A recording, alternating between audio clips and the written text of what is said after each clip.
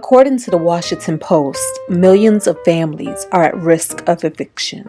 Countless thousands of others have had to file bankruptcies or endure foreclosures. I've been poring through newspapers ever since May of 2021 in hopes of finding word of programs that can help me. My searches have been unsuccessful because story after story, article after article have for the most part told a one-sided account. $46 billion worth of programs have risen to be the champion of certain people affected by this crisis, the tenant. I have rarely found anything in mainstream media that conveyed my side of the story. I am the small landlord.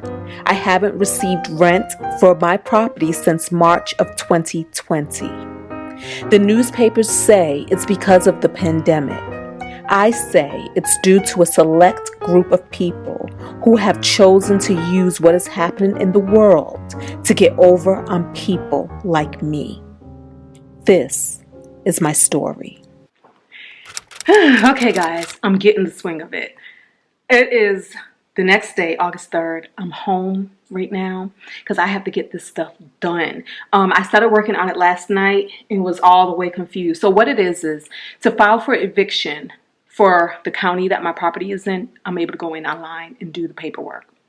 However, I ran into some roadblocks. Luckily, my property manager who I hired, she's really helping me out. She sent me all the links I needed and she sent me examples of things that she have done in the past. So those things were great guiding tools. But as you get used to filling out the process, it gets easier. But here's what it is. On this site, which is the maryland.tylerhost.net site, you create an account, right? And then you put in your money information, all of that stuff so that you can pay for this stuff. Then you start filling everything out. That stuff is the easy part. What it started getting tricky for me was, okay, so after I fill in my plaintiff and defendant stuff, I then have to go in and upload lead documents. I didn't know what lead documents were. So it turns out that your lead documents are going to be the main form that you have to fill out, because this site is not the main form. You have to go on another site and find the form that you need. And in this case, the form that I needed is a DC/CV-085, which is complaint and summons against tenant in breach of lease. That form is a 5-page document, and you have to fill out a lot of the same information on all 5 pages, right? So after a while, I started realizing cut and paste this, and then go through all the documents and fill out that information. Cut and paste that, fill out all the information. I did this form like 5 times because the first time I did it in a browser that was Safari. And I knew things were looking kind of janky, but then I was like, well, maybe when I save it as a PDF, it will all fix itself in a line right. Did that? No, it did not fix itself in a line right. Then, because this is at night, I'm not a great thinker at night. I'm more of a daytime thinker. Then I was like, let me try this in a different browser. So let's do Google Chrome. Sure enough, the whole document shows up differently in Google Chrome. And then I'm able to fill it all out. So I did it again, cut and paste all throughout the document. But then there were parts where I had to sign. How do I sign a PDF?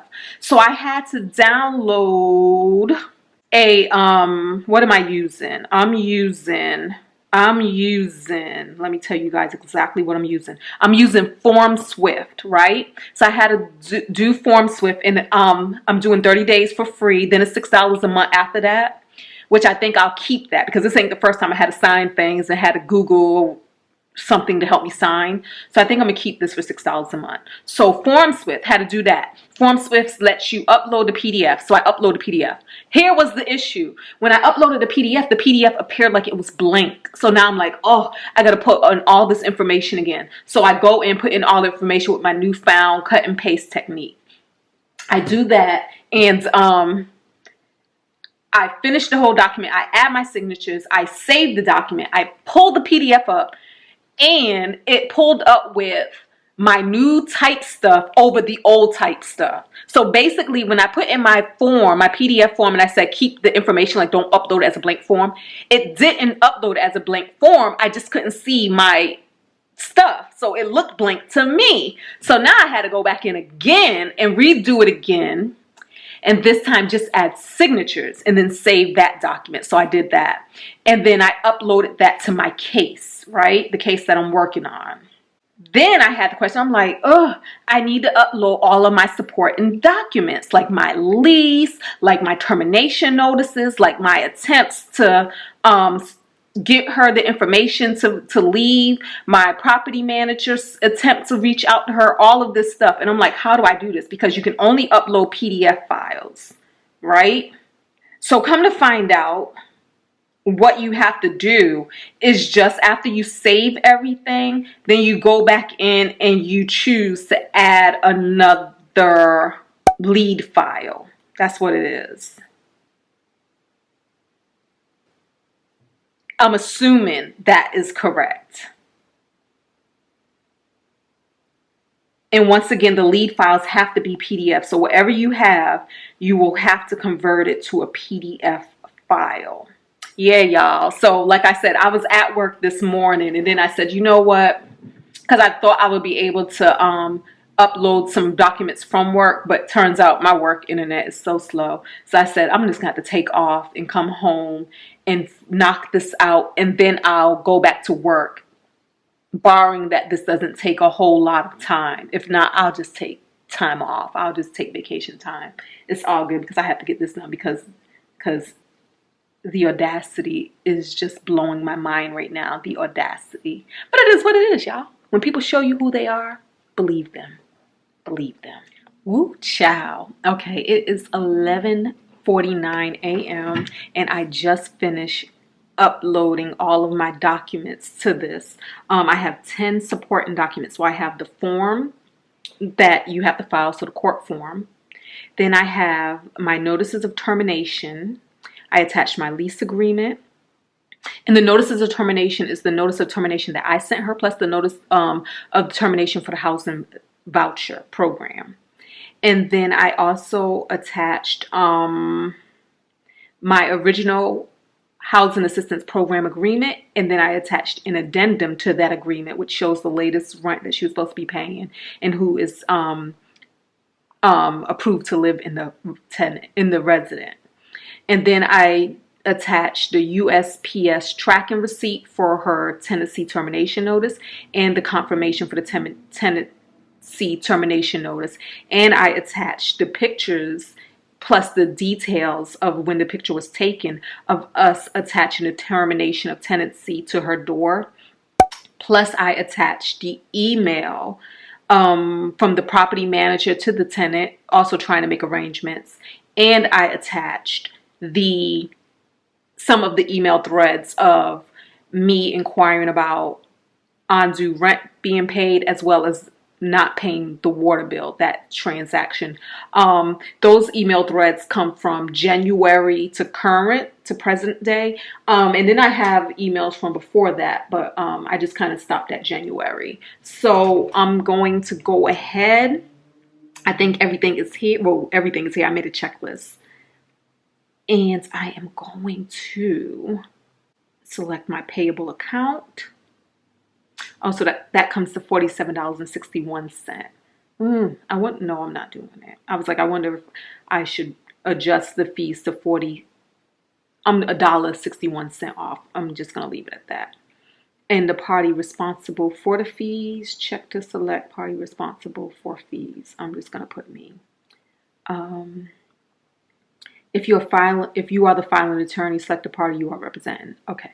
So yeah, so me, I'm paying the fees right now, but I also put in the document for the tenant to reimburse the fees. I've heard from people who have been through this process that the judge doesn't always grant that. It's like $86, $46 for the filing plus $1.61 for taxes or whatever. And then about $40 for the sheriff to serve the tenant with this stuff. So that's what I'm putting in there. So we're going to save the changes. And let's see, what else do I need to put in? The category. So we're doing the district court, civil, and the case type is breach of lease. Okay. All right, so it shows everything here. And then let's see, all documents require signature have been signed by Rule 20-107. What is that? We don't know. Let's Google that. Rule 20-107. So these things here is like why some may go ahead and get a lawyer to do this.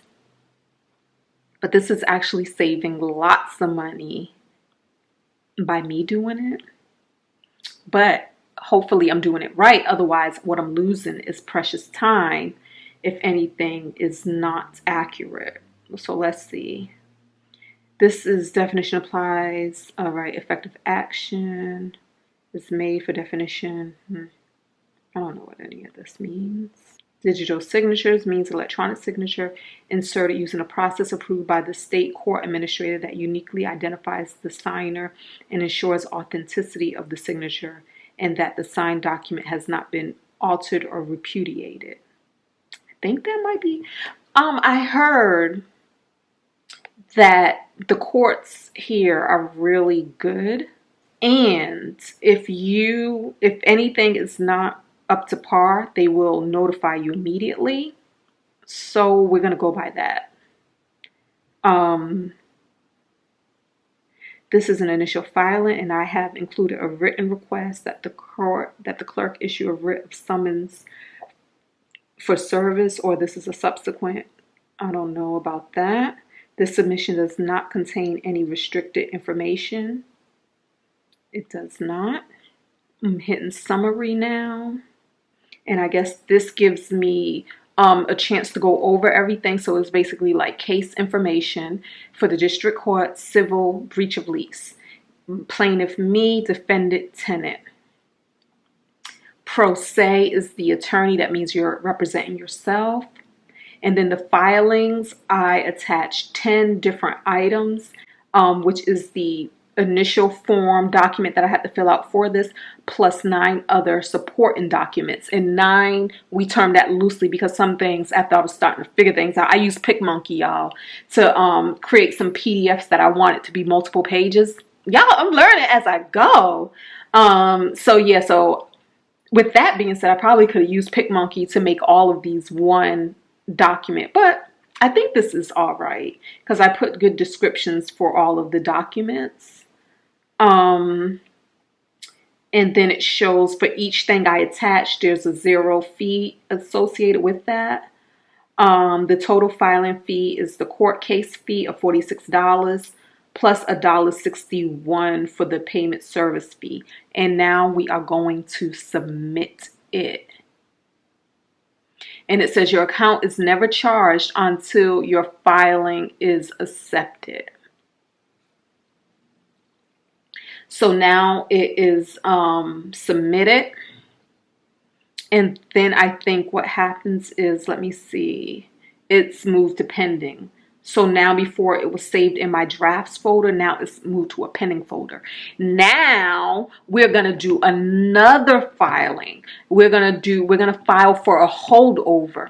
And what the holdover is the fact that she's still there even though she was supposed to move out on July 31st. So now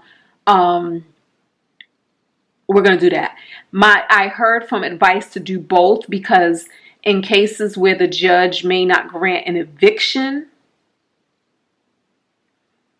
the holdover is another way to go. In this way, like let's say like if you put in for an eviction and the judge doesn't grant it, then you will have to go back and do a holdover. But this way, both things are in the system simultaneously. So hopefully this saves us on time. So y'all, it's like 12, but we're going to do this before going back to the office.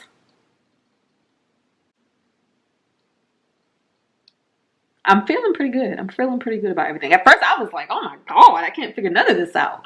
But now that I figured it out, and I'll probably do a how-to video for this, for how to do this, because okay, y'all, bye.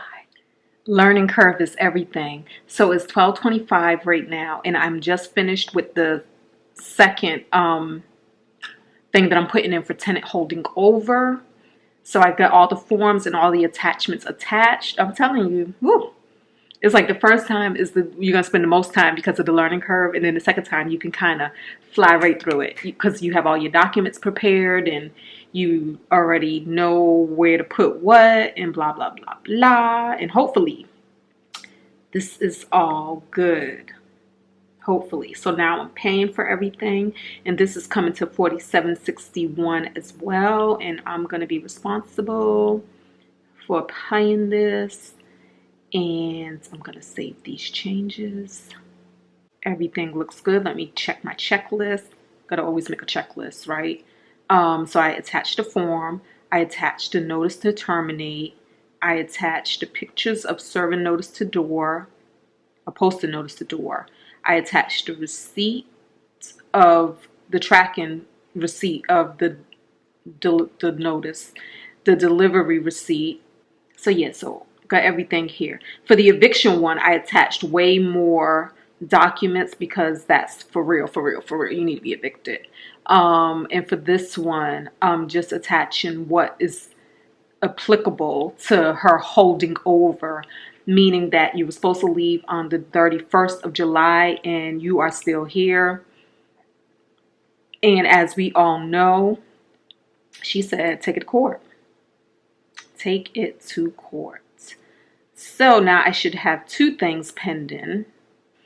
So one was submitted at 11:56 a.m. and then the second thing was submitted at 12:27 p.m.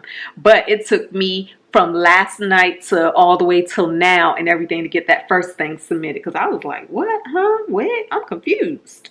And I think I'm going to go ahead and turn my ringer on because I heard that they will give you a call if they have any questions or if you didn't fill out something quite right. So I'll be checking my phone throughout the day just to make sure that, you know, if I'm missing any phone calls. I'll be at work, so. All right, y'all. It's 12:30. Let's go back to work. Let's go back to the office. Let's go. It's fun there. All right, bye.